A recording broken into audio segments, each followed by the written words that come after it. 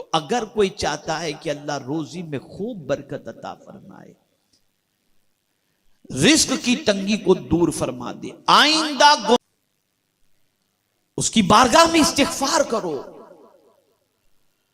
वो मग़फ़िरत चाहने वालों से मोहब्बत फरमाता है। बल्कि हदीस मुबारका में है कि जब कोई बंदा अल्लाह से माफी मांगता है ना, तो अल्लाह फरिश्तों से फरमाता है, फरिश्तों ये देखो मेरा बंदा मुझसे माफी मांग रहा है, इस्तिग़फ़ार कर रहा है, इसलिए कि मेरा बंदा जानता है कि मैं माफ करने वाला हूं, तभी तो माफी मांग रहा है ना। फरिश्तों गवाह हो जाओ, मैंने इसको माफ कर दिया, माफ कर दिया। गुनाहों की वजह से रिस्क में तंगी होती है, और जब बंदा माफी मांग लेता है, इस्तिग़फ़ार करता है, तो अल्लाह की रहमत को प्यार आ जाता है, उसकी करम की बारिशें शुरू हो जाती हैं। क्या ये बात सच नहीं है, तजर्बे में नहीं है कि बारिश कब रुकती है, कहत कब पड़ता है, और जब बारिश रुक जाती है, सूखा पड़ जाता है, कहत पड़ता है, तो लोग नमाज इस्तिस्का के लिए मैदान में जाते हैं, लेकिन खुद नहीं जाते, सिर्फ छोटे छोटे बच्चों को लेके जाते हैं, छोटे छोटे बच्चों, जानवरों को भी लेके जाते हैं, और फिर अल्लाह की बारगाह में दुआ करते हैं, अल्लाह हमारे गुनाहों को माफ फरमा। ये देख तेरे छोटे बच्चे जिनसे गुनाह हुआ ही नहीं, हम उनको लेकर के आए, इनके सदके में तू करम फरमा दे। मौला उन बेगुनाहों की वजह से करम की नजर फरमा देता है, और इस्तिग़फ़ार की वजह से रुकी हुई बारिश फिर जारी हो जाती है, और अल्लाह मूसलाधार बारिश से माला माल फरमा देता है। ये क्यों इस्तिग़फ़ार रखा गया? इसीलिए ताकि तुम माफी मांगो, अल्लाह से मग़फ़िरत चाहो। और वो इतना करीम है कि जब कोई बंदा उससे माफी मांगता है, तो वो सिर्फ माफ नहीं करता, बल्कि माफी मांगने वाले से मोहब्बत भी फरमाता है। इन्नल्लाह युहिब्बुत तव्वाबीन व युहिब्बुल मुतत्ताहिरीन। मेरे बहुत सारे नौजवान भाई यहां पर बैठे, ये इंसानों का जम्मे गफीर, नौजवानों का जम्मे गफीर, सोचता होगा दिल के अंदर कि इतने गुनाह हो चुके हैं कि पता नहीं इन गुनाहों की वजह से जो रोजी में तंगी हुई है, अब माफी मांगने पर भी हमारी तौबा कबूल होगी कि नहीं होगी, अल्लाह देगा कि नहीं देगा। बहुत गुनाह हो गए, बड़े बड़े गुनाह हो चुके हैं। आदमी अंदर से सोचता है। तो आइए मैं आपको एक हदीस सुनाकर आपका हौसला बढ़ाऊं। तौबा बूढ़ा भी करता है और तौबा जवान भी करता है, लेकिन रसूल आज़म सल्लल्लाहु अलैहि वसल्लम ने इरशाद फरमाया, इन्नल्लाह तआला युहिब्बुश शाब्बत ताइब, कि बेशक अल्लाह ताला जवान तौबा करने वाले से मोहब्बत फरमाता है। यानी अगर कोई जवान अपनी जवानी को दागदार कर चुका है, दामन गुनाहों से आलूदा कर चुका है, गुनाहों में डूब चुका है, बदकिरदारी में डूब चुका, अंदर से उसे महसूस हो रहा है कि मैंने बहुत पाप किए हैं, अब क्या, अब कुछ नहीं, सच्चे दिल से तौबा कर ले। तू तेरी जवानी में जो तौबा कर रहा है ना, इस जवानी में तौबा की बुनियाद पर मौला तुझसे मोहब्बत भी फरमाएगा और तेरे गुनाहों को माफ भी फरमा देगा। जवान तौबा करने वाले से अल्लाह मोहब्बत फरमाए।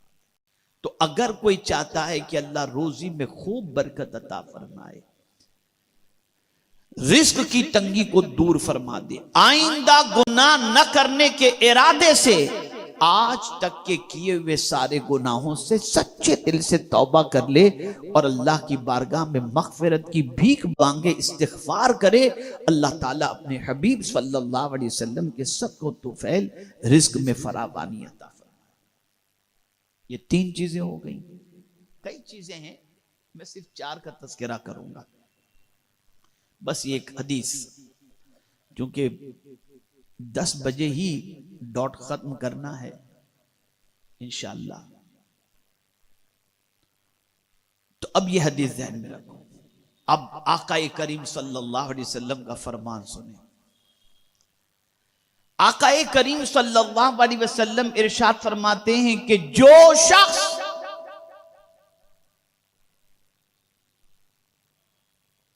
अपने माल में और अपनी उम्र में, अपनी रोजी में और अपनी उम्र में बरकत चाहता हो। अब मैं सवाल आपसे पूछता हूं, पूरी हदीस बाद में सुनाऊंगा। कौन जल्दी मरना चाहता है? नहीं मरना चाहता। आदमी जिंदगी को पसंद करता है, लंबी उम्र को पसंद करता है और ज्यादा जीना चाहता है। वो चाहता है अल्लाह उसे लंबी उम्र अता फरमाए।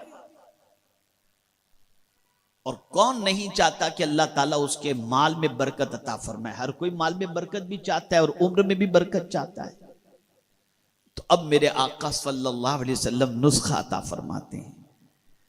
रसूल गिरामी वकार सल्लल्लाहु अलैहि वसल्लम ने फरमाया, जो शख्स ये चाहता है कि अल्लाह उसकी उम्र के अंदर और उसकी रोजी के अंदर बरकत अता फरमाए, उसे चाहिए कि वो सिले रहमी करे।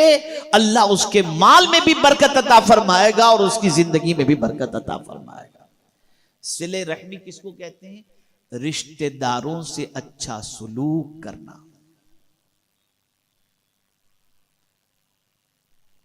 खूनी रिश्तेदारों के साथ अच्छा सुलूक करना, रिश्तेदारों। और मैं आपको पूरे चैलेंज के साथ कहता हूं, जो शख्स भी भाई बहन बीवी बच्चे चचा फूफी खाला मामू ये रिश्तेदारों के साथ अच्छी तरीके से पेश आता होगा, उनका ख्याल रखता होगा, उनके साथ अच्छा सुलूक करता होगा, उसके घर में कभी तंगी आप देख ही नहीं सकते। इसलिए कि पैगंबर रहमत सल्लल्लाहु अलैहि वसल्लम ने फरमा दिया, वो हक है। सिले रहमी करो, अल्लाह उम्र में भी बरकत अता फरमाएगा और रोजी में भी बरकत अता फरमाएगा। मेरे प्यारे आका सल्लल्लाहु ताला अलैहि वसल्लम के प्यारे दीवानों, आज लोग रिश्ता तोड़ने पर जुटे हुए हैं। आज देखें तो भाई बहन का रिश्ता खत्म है, भाई बहन से। और कुछ जालिम ऐसे भी भाई हैं जो बहनों का हक खा जाते हैं, ऐसे भी जालिम। भाई भाई में बातचीत नहीं, भाई बहन में बातचीत नहीं, एक दूसरे के खून के प्यासे बने हुए बैठे हैं। मुझे यहां एक बात याद आ रही है, हमारे उलमा तशरीफ फरमाए, सुनेंगे तो उनको भी हैरत होगी। एक साहब एक फैक्ट्री जो है उसका इफ्तिताह कराना चाहते थे, तो उन्होंने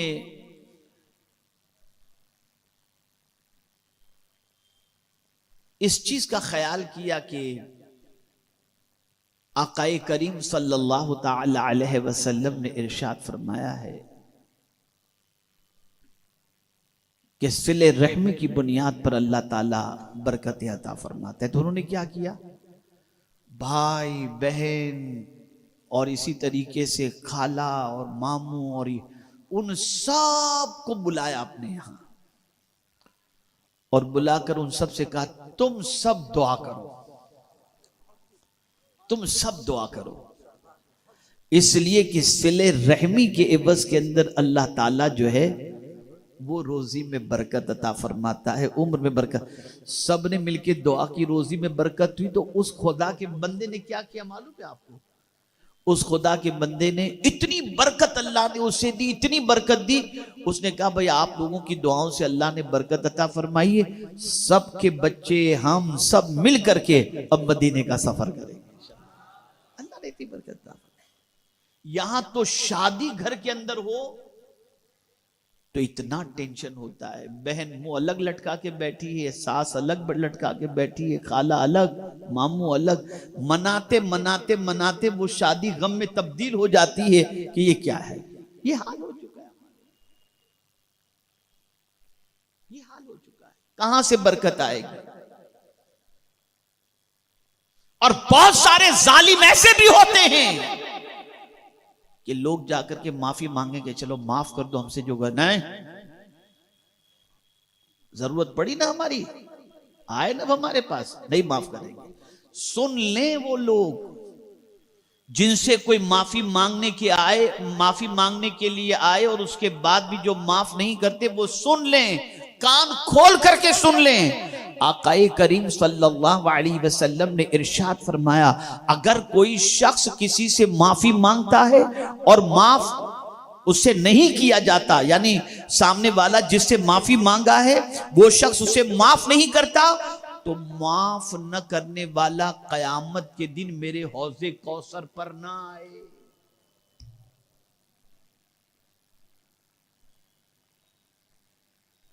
जैसे ही माफी मांगी जाए, माफ कर दो। और सुन लें, बहुत सारों के जहन में शैतान ये वसवसा डालता है कि यार माफ करेंगे तो ये समझेगा मैं बुज़दिल हो गया। नहीं, माफ करूंगा तो समझेंगे कि यार मेरी इज्जत कम हो जाएगी, मैं अगर माफ करूं मैं तो छोड़ूंगा नहीं। तो इस सब शैतानी वसवसा है।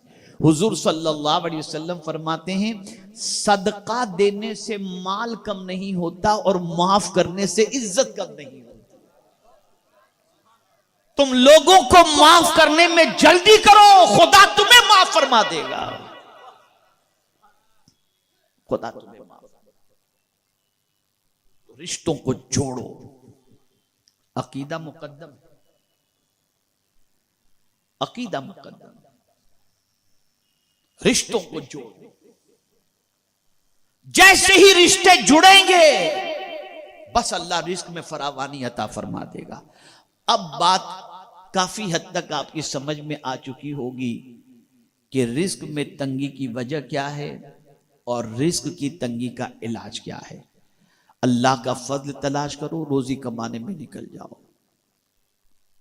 मेहनत करो तुम, और किसी भी हलाल और जायज कारोबार को हिकारत की नजर से न देखो, करो तुम। चाहे फुटपाथ पे पथारा लगाना पड़े लगाओ, लेकिन हलाल रोजी कमाओ। इसकी बरकत यह है कि अल्लाह ताला एक में कई गुना बरकतें अता करेगा। और कभी भी हराम कारोबार की तरफ न जाएं। बस आखिरी बात अर्ज कर दूं, हमारे